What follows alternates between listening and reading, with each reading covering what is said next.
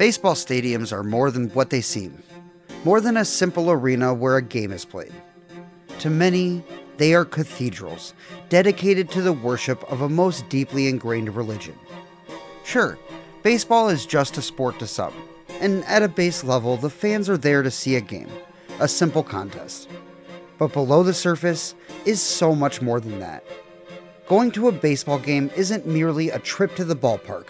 It's a pilgrimage to a sacred place, whether it be a Little League sandlot or a Major League ballpark.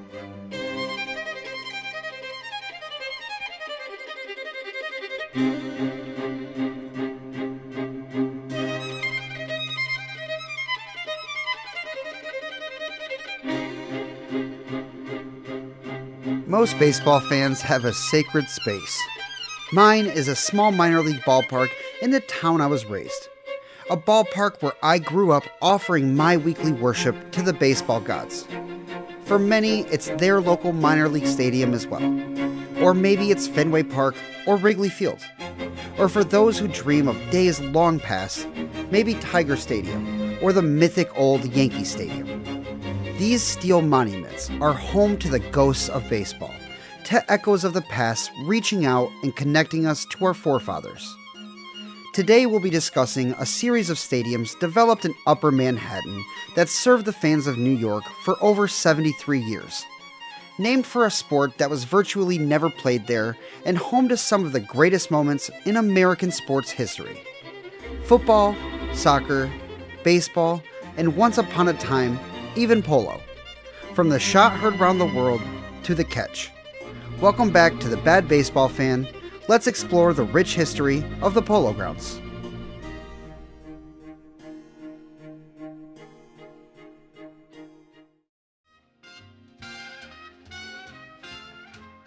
Across the street from the northeast corner of Central Park in New York City, between 5th Avenue and Malcolm X Boulevard, lies the original site of the Polo Grounds. Originally opened in 1876 for the playing of polo, its name was, at first, simply descriptive, before sticking to the point of becoming proper. It wasn't until 1880 that the Polo Grounds first hosted professional baseball, as the independent New York Metropolitans tagged the venue as their home. The Mets were the sole occupant of the young stadium through the 1882 season. During the subsequent offseason, team owners of the Metropolitans had a chance to bring the Mets into the National League, but instead formed another New York ball club, to be known as the Gothams. This new New York team was composed of players pulled from the Metropolitans and poached from a defunct Troy ball club, and filled the National League spot that had been left by Troy. Most notable among these players was Roger Connor, baseball's first home run king until the Great Bambino. The leftover Mets joined up with the American Association, and both teams would end up hosting pre-modern World Series there. The first of these was when the Metropolitans won the American Association in 1884, then lost the first postseason championship series in history 3-0 to the Providence Grays. The next in 1888, when the Giants won their first NL pennant and took on the St. Louis Browns in an 11-game series and won the championship 6-4. The Hall Cup, pictured here, was awarded to the Giants for winning this series and is the oldest existing World Championship trophy in baseball. The two teams would share the Polo Grounds until 1886, when the Mets moved to the St. George Cricket Grounds on Staten Island, leaving the Gothams, now known as the Giants, as the sole owners of the stadium. Professional baseball and polo were never the only sports played there, though, as the venue hosted college football and baseball games several times. This version of the Polo Grounds stood until 1889, when the city decided to expand its street grid north and demanded the removal of the stadium. A political battle ensued, but the city won out and a new site was chosen at the hollow beneath Coogan's Bluff, just west of the Harlem River and merely a few blocks north of the original location. This iconic location in Washington Heights would be the site of the final 3 iterations of the Polo Grounds.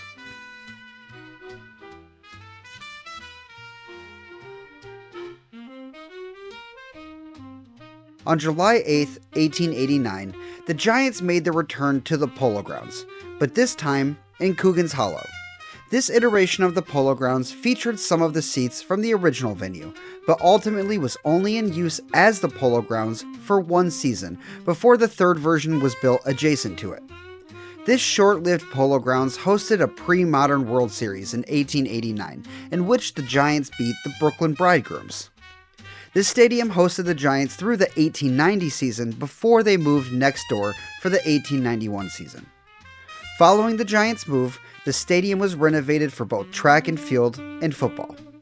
This version of the Polo Grounds was renamed Manhattan Field in 1891 and remained in professional use until 1911, when it was ultimately demolished.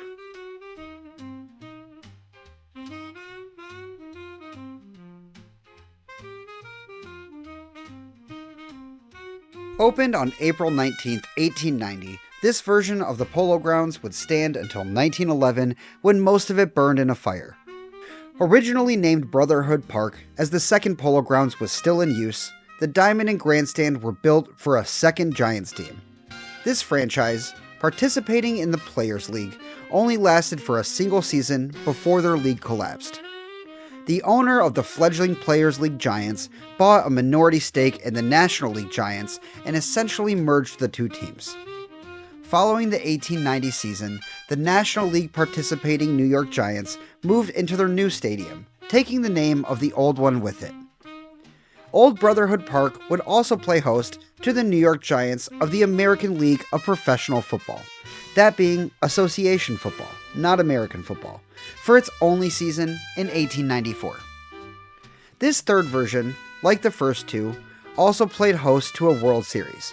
Only instead of a pre-modern version of the series unrecognized by MLB today, this was the second official World Series hosted in 1905. The Polo Grounds hosted 3 of the series' 5 games as the Giants won the World Championship over the Philadelphia Athletics. Unfortunately, despite the Giants comfortably making the stadium their home, a fire took hold of it in mid-April of 1911. The horseshoe-shaped grandstand was entirely destroyed, with only the steel supports remaining. Much of the outfield seating was luckily spared though, as there was a gap between the grandstand seating and the outfield seating. Reconstruction began immediately, and this time the ballpark would be made with concrete and steel to stand the test of time. With this reincarnation, the fourth and final version of the Polo Grounds was created. This time, though, the Giants tried renaming the venue to Brush Stadium, but the name never stuck, with fans virtually always referring to the venue as the Polo Grounds.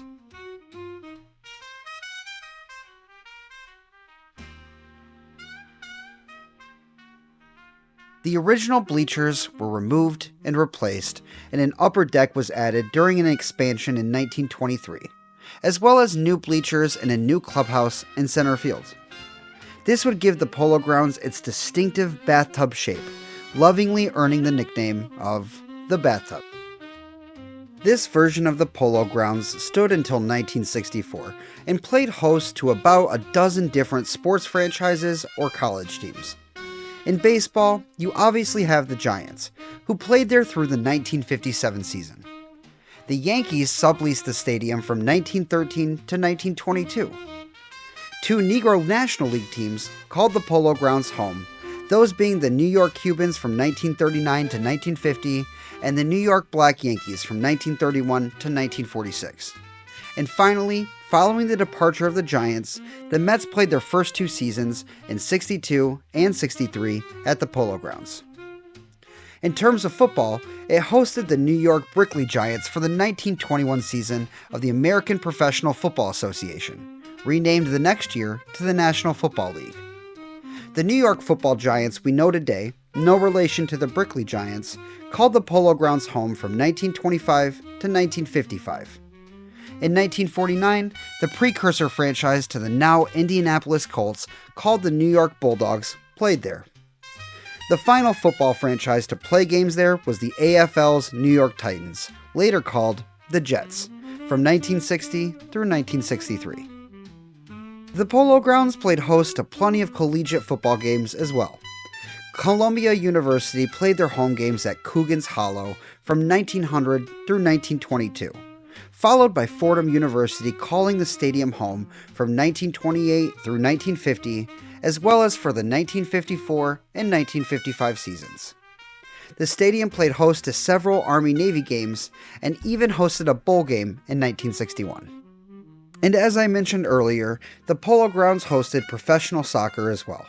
The aforementioned New York Giants in 1894 and their spiritual successor with the same name from 1930 through 1932 in the American Soccer League.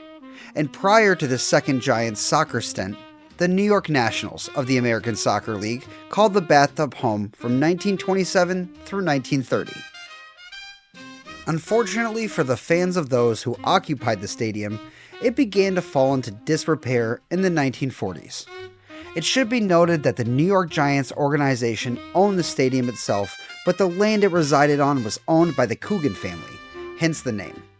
The family did little to maintain the area, and by the mid-1950s, the Giants were drawing middling crowds, and the football Giants vacated for a new stadium in 1955. The consistent loss in revenue made it clear to the baseball Giants owner, Horace Stoneham, that the Polo Grounds were no longer sustainable. Other options to keep the team in New York were pursued, including potentially leasing out Yankee Stadium. Nothing came together, and following the 1957 season, the Giants left the Polo Grounds and New York behind for San Francisco. The slow, quiet death of the stadium had begun. As mentioned earlier, the stadium played host to both the Mets and the Jets in their early years, but this was merely in an effort to buy time for the construction of Shea Stadium in Queens. Following the departure of the Giants, the fate of the stadium had been sealed. The final game at Coogan's Hollow was played on December 14, 1963, between the Jets and Bills. Demolition began on April 10th of 1964. The wrecking ball, painted in the likeness of a baseball, was the same one used to level Ebbets Field in 1960, and the crew operating it donned Giants jerseys, in memoriam of the time served there by the team. Today, that site holds the Polo Grounds Towers, and the only part of the original Polo Grounds that still remains today is the John T. Brush stairway, shown here.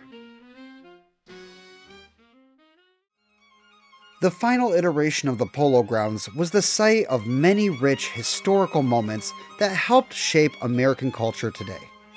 Think of Bobby Thompson's shot heard round the world, and Russ Hodges' legendary call to end the pennant race in 1951. How about Babe Ruth's first home run as a Yankee, clearing the right field grandstand and landing on Manhattan Field? Or how about the hosting of 13 World Series, 4 of which featured Giants championships? And speaking of the World Series, how about the greatest defensive play in baseball history with the catch made by Willie Mays during the 8th inning of Game 1 of the 1954 Fall Classic?